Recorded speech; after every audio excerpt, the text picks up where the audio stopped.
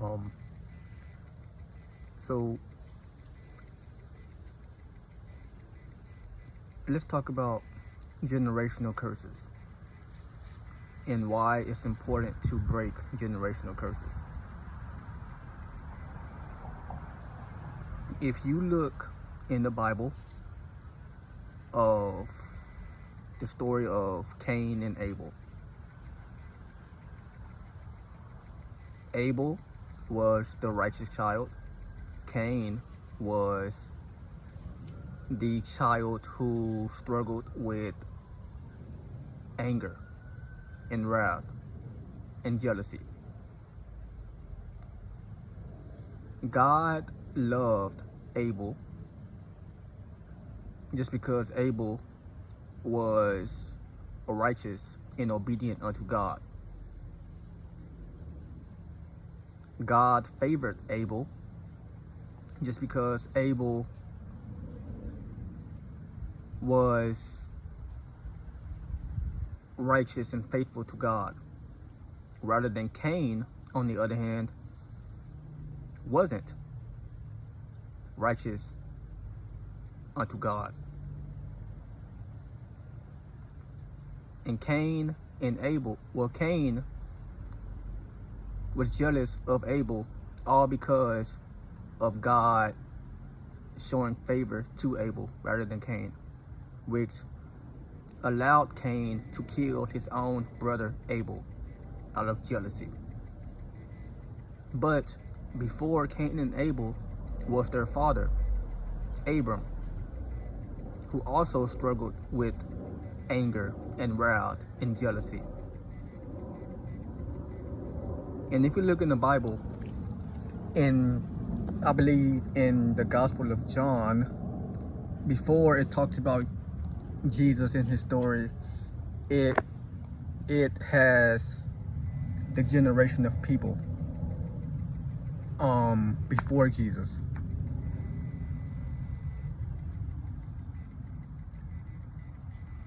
When it comes to this world's main priority is to destroy generations after you.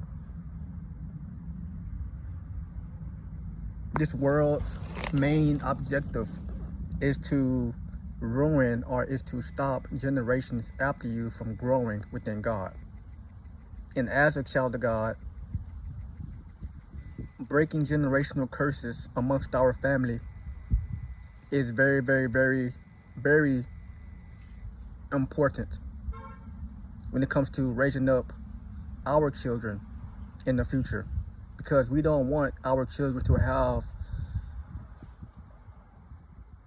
or to struggle with the same things we have struggled with within our family. But instead, we want our children to be better than us. We want our children in the future to be more righteous, to be more holier than us when it comes to God.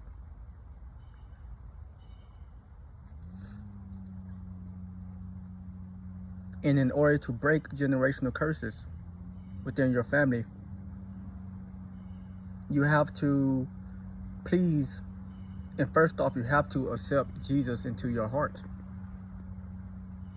You have to allow Jesus, you have to allow God to help you to break those generational curses within your family that is holding you bondage, that is trying to keep you away from reaching your true self within God.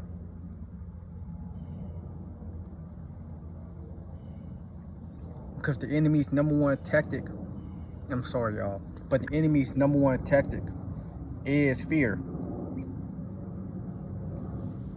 And the enemy is going to use your family to try to place fear amongst your mind, amongst your heart as a child of God, when it comes to you being the best version of yourself when it comes to God.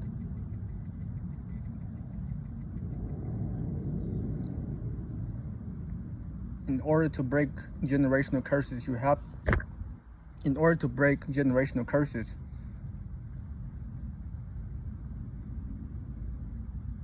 have to stop being in the fear of man. Stop allowing your parents to tell you how you should live your life. Stop allowing your family to tell you what you should do within your life. Stop allowing your family to tell you what you should do within yourself.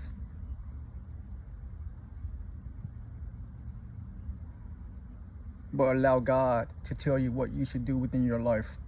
Allow God to tell you what is the next step that you should take within your life. Allow God to lead and to heal you from everything. Because your family is not in control over your life. Your family is not the author of your life, but God is the author. God is in control of your life. So don't allow the fear of man, don't allow fear from others, don't allow other people's perspective about you stop you from seeking God and what He wants you to do within your life. Because as a child of God, you are here to live your life for Jesus Christ. You are here to live your life for God and to be obedient to God and to God only. Not others, not people, not your family, not your friends.